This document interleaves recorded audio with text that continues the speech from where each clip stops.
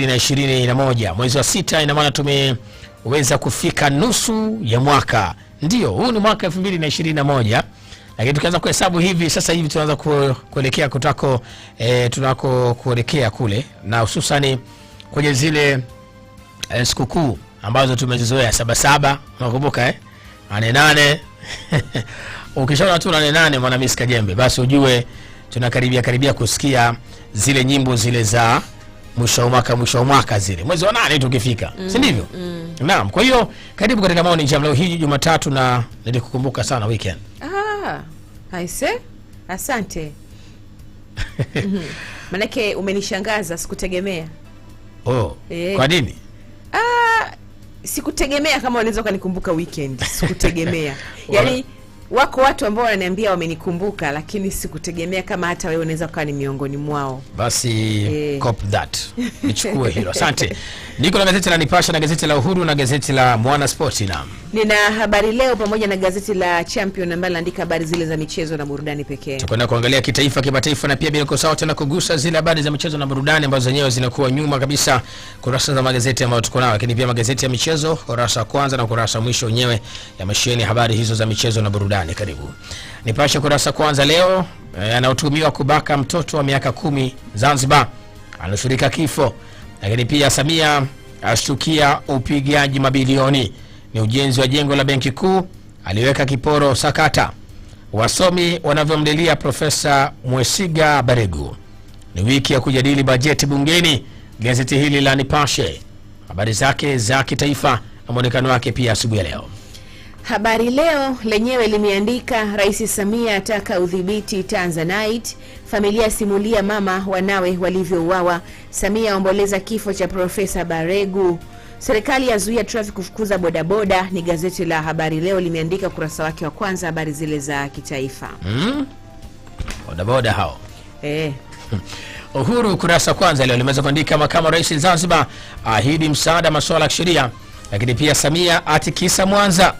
Samia amlilia Profesa Baregu, waziri mkuu aibua mbinu uokoaji wa shilingi bilioni 474. Gazeti hili la Uhuru kitaifa leo mezani. Na sasa tuangalie kwa upande wa habari za kimataifa. Habari za kimataifa, gazeti la Habari Leo limeandika Urusi yatamba uwezo kuzalisha kinga corona, China yatoa onyo kwa G7, Urusi Marekani kushirikiana kuimarisha amani. Ni gazeti la Habari Leo limeweza kuandika katika ukurasa wake wa 18 habari zile za kimataifa. Lakini pia gazeti hili la Uhuru leo kimataifa limeweza kuandika rais Nigeria akiri kushindwa kulimaliza kundi la Boko Haram. Lakini pia watu 60,000 waruhusiwa kufanya ibada ya hija. Gazeti hili la Uhuru kwa upande habari zake za kimataifa. Tuangalie michezo sasa. Naam. Nikianza na gazeti la Habari Leo kurasa wake wa mwisho, Stars yaitoa nishai Malawi. Hatari. Lakini pia iko habari hapa imeandikwa Sterling Phillips waingarisha England Euro. Kajala mwanae waje na kipindi cha maisha yao. Kumekucha uchaguzi ZFA. Kigoma yatamba umitashumta. Gazeti la Habari Leo kurasa wake wa mwisho michezo na burudani. Nipashe leo limeweza kuandika hapa Stars yaanza kunoga, yatandaza soka safi, soka biriani na kuichabanga Malawi iliyopo juu katika viwango vya FIFA. Mkwasa aipigia hesabu 3 za Yanga ligi kuu. Gazeti hili la Nipashe habari za michezo na burudani. Gazeti la Champion lenyewe limeandika Mtunisia asema huyu Kagere ni mtu haswa. Kwa milioni 800 Yanga yatua kwa striker wa mabao, amefunga mabao 29 katika mechi 23 msimu huu, ni mchezaji bora wa ligi kuu Ethiopia. AC Vita asema kwa Juma Yanga wamepata mashine, aliyeiua Malawi anawindwa Yanga. Kisa Edward Manyama Simba ifuata Azam, Yanga yatua Stars yazoa striker, Kabangu asema na asubiri Simba tu nije. Gazeti la Champion ukurasa wake ule wa kwanza habari zile za kitaifa. Michezo hapa nyumbani Tanzania. Karibu Simba. Upande wa habari za kimataifa michezo, gazeti la Champion na habari zile za kimataifa zinaandikwa ukurasa wake wa mwisho kabisa. Kuna habari hapa imeandikwa kocha Eriksen aliwatibua wachezaji wangu. Kocha anasema Eriksen aliwatibua wachezaji wangu, lakini mastaa watuma salamu kwa Eriksen. Miaka 11 Eriksen hana shida ya moyo. Gazeti la Champion limeweza kumuelezea leo ukurasa wake wa mwisho, na habari kama hivyo ambavyo unaweza kuona zitazama kwa wale ambao wanatufuatilia kupitia Capital Television. Uhuru leo, Taifa Stars ya Iduaza Malawi, Boko Israeli watikisa nyavu, hadi pia Nabi hataki masihara. Gomez atamba kuimarisha kikosi, Moyes ajipiga kitanzi. Gazeti hili la Uhuru upande habari zake za michezo na burudani. Mwanaspoti hii leo ile taarifa, Yanga ya ipora Mazembe kiungo, ni fundi wa mpira Ateta na Mwanasport kuanika kila kitu. Lakini pia tatizo la ajibu ni hili tu, meneja afichua ni mchezaji mzuri kwenye kipaji, lakini ishu yake kikosini inatokana na Niyonzima ashindwa kujizuia Simba.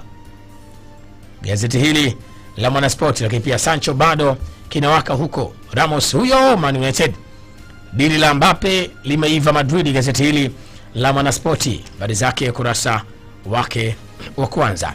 Kurasa mwisho hii leo Mwanasport, yatapita tu haya, Eriksen shakani kurudi uwanjani. Gazeti hili la Mwanasport hii leo kwa upande habari zake za michezo kurasa wake wa mwisho. Tumetimisha leo, nilikuwa na gazeti la Nipashe, Uhuru na gazeti la Mwanasport. Nilikuwa na Habari Leo pamoja na gazeti la Champion. Tuliweza kugusa zile habari za kitaifa, kimataifa, na pia bila kusahau tuligusa zile habari za michezo na burudani. Karibu sana leo katika Maoni Jam full package toleka hii wa Tanzania. Leo hii ni Jumatatu, Monday, na tunazidi kusonga mbele zaidi hapa kuhakikisha tunakupatia package ambayo tumekuandalia, package juu ya package.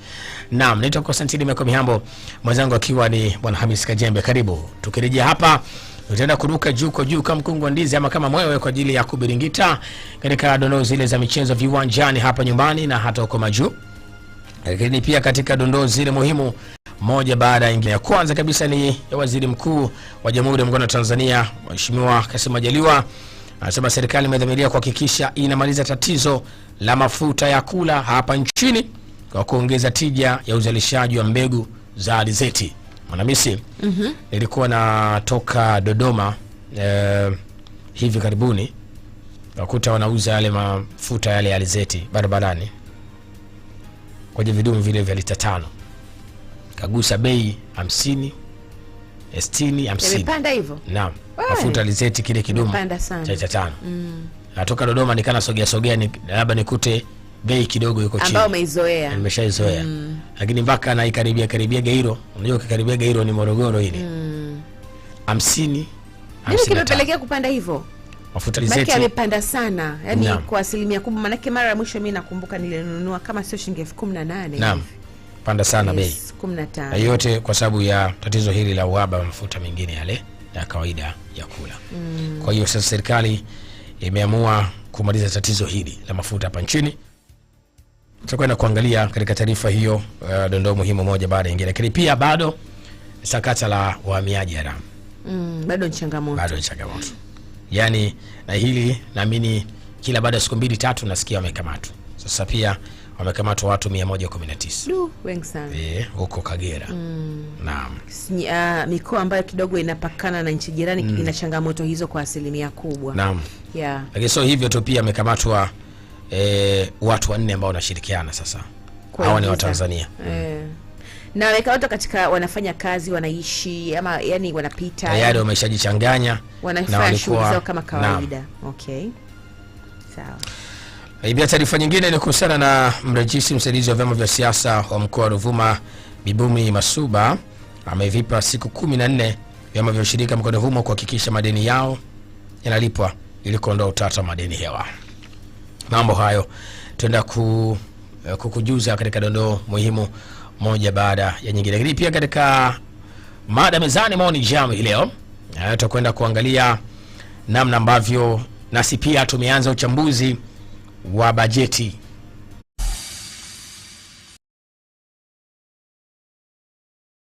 The billion doses promised to be donated to poorer countries rather than falling well short in the end. The final summit communique revealing that G7 countries have just 870 million doses to give away over the next 12 months.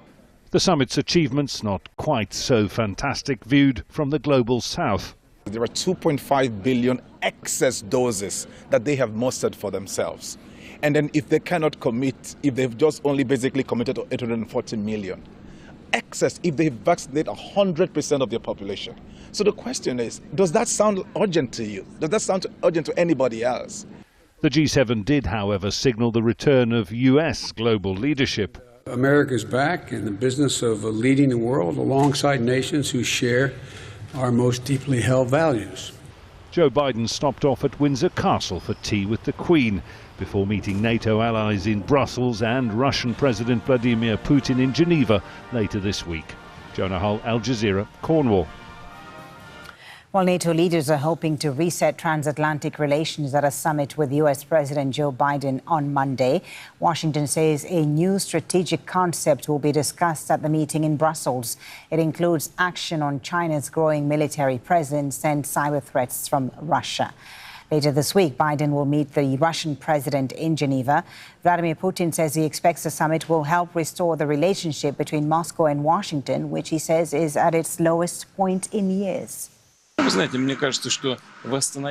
seems to me that it will help restore our contacts, establish a direct dialogue, create a functioning mechanism for action in areas that are of mutual interest. There are such interests. The American side is also talking about the same. And I generally agree with them that indeed there are some issues of mutual interest: strategic stability, regional conflicts, concern for the environment in a global sense.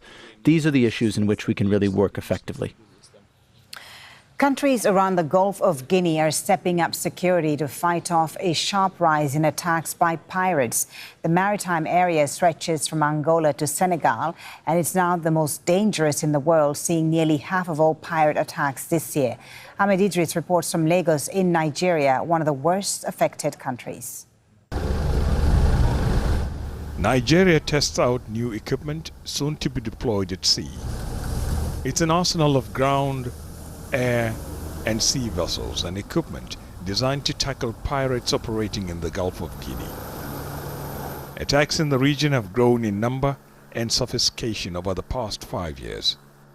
It's very difficult to eradicate it, but our target is to see a zero tolerance of maritime insecurity within and beyond our own territorial waters.